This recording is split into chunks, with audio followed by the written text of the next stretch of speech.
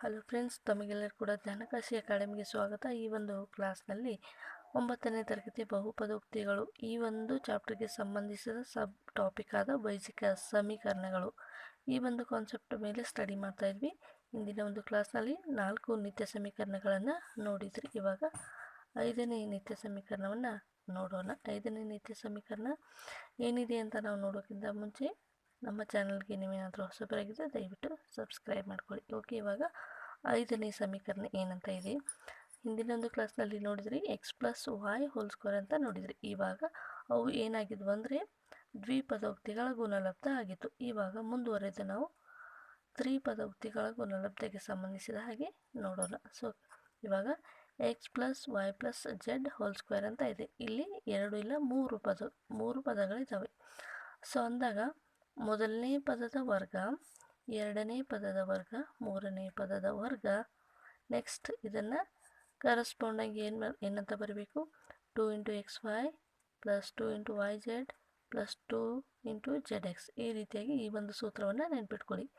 Okay, x plus y plus z whole square ಅಂದಾಗ x square plus y square plus z square plus 2xy plus 2yz plus 2zx ಅನ್ನುವಂಥದ್ದು 5ನೇ ಒಂದು ನಿತ್ಯ ಸಮೀಕರಣ ಆಗಿತ್ತು.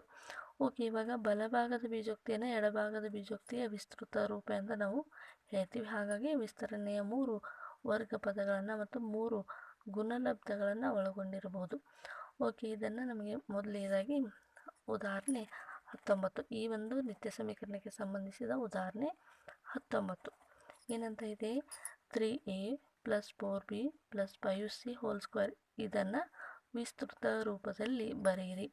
ಇದು ಯಾವ ಒಂದು ಸೂತ್ರ ಹೋಲುತ್ತೆ, x plus y plus z whole square ಅಂದಾಗ ಎಕ್ಸ್ ಅಂದರೆ 3a, ವೈ ಅಂದರೆ 4b, ಜೆಡ್ ಅಂದರೆ 5c ಅಂತಾದರೆ ನೋಡಿ 3a whole square 4b whole square plus 5c whole square plus 2 into 3a into 4b plus 2 into 4b 5c plus 2 into 5c into 3a ಎನ್ನುವಂಥದ್ದು.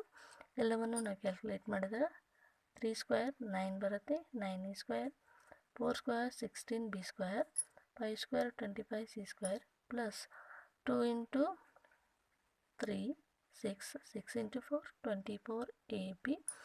Next ಇದನ್ನು ಕೂಡ ಅದೇ ರೀತಿಯಾಗಿ 4 2 into 8 5 40bc. Next 5 into 2 10, 10 into 3 30ca ಎನ್ನುವಂಥದ್ದು ಈ ಒಂದು ಬೀಜೋಕ್ತಿಯ ಒಂದು ವಿಸ್ತೃತ ರೂಪ ಆಗಿದೆ.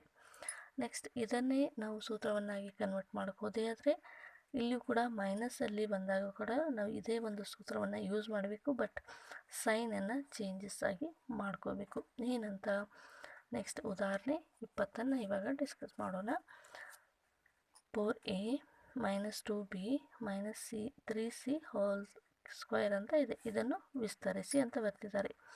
ಸೊ ಇವಾಗ ನಾವು ಸೂತ್ರಕ್ಕೆ ಕನ್ವರ್ಟ್ ಮಾಡಿ ನೋಡಿದಾಗ ಯಾವ ಒಂದು ಸೂತ್ರ, x plus y plus z whole square. Okay, x ಅಂದರೆ 4a ಇದೆ, ವೈ ಅಂದರೆ ಮೈನಸ್ 2b ಇದೆ, ಜೆಡ್ ಅಂದರೆ ಮೈನಸ್ 3c ಇದೆ. ಅದನ್ನೇ ಈ ಒಂದು ಸೂತ್ರದಲ್ಲಿ ಅಪ್ಲೈ ಮಾಡಿ ನಾವು ಈ ರೀತಿಯಾಗಿ ಎಕ್ಸ್ಪ್ಲೇನನ್ನು ಮಾಡ್ಕೋಬೇಕು.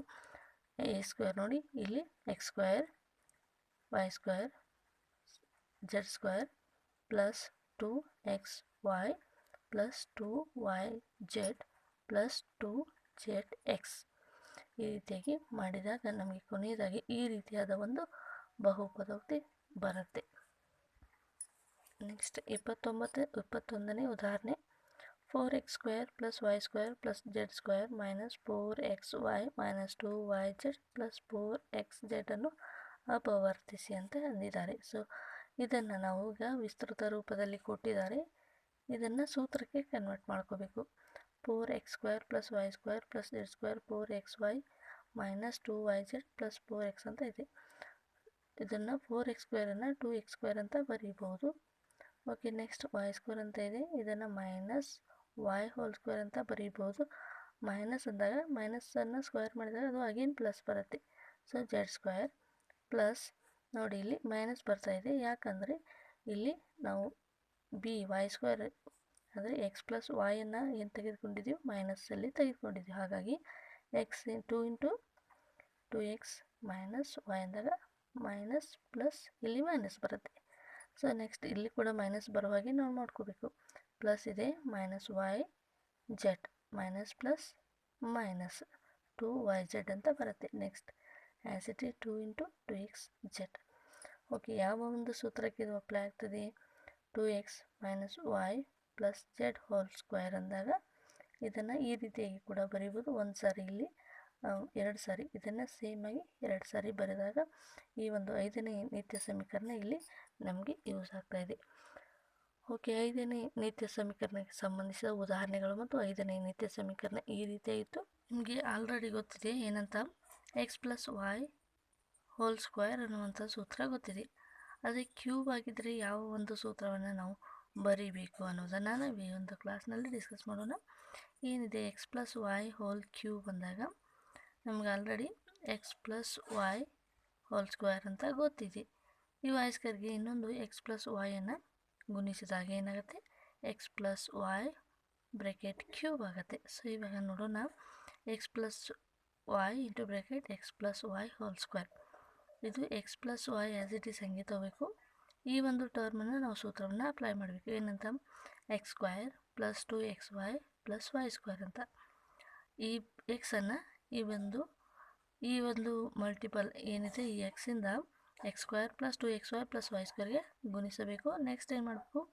ವಾಯಿಂದ x square plus 2xy plus y ಸ್ಕ್ವೇರ್ಗೆ ಗುಣಿಸಬೇಕು. ಈ ರೀತಿಯಾಗಿ ಗುಣಿಸಿದಾಗ x into x square x cube, x into 2xy 2x square y, x into y square x into y square plus x square into y 2x y square y cube.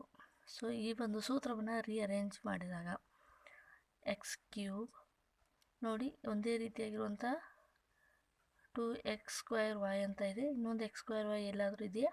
ಐತಿ. 2x square y plus x square y ಅಂದಾಗ 3x square y ಬರುತ್ತೆ. ಅದೇ ರೀತಿಯಾಗಿ x into y square 2x y square ಅಂತ ಇದೆ. ಅದೇ ರೀತಿಯಾಗಿ ಇಲ್ಲಿ 3x ವೈ ಸ್ಕ್ವೇರ್ ಅಂತ ಬರುತ್ತೆ plus y cube as it is.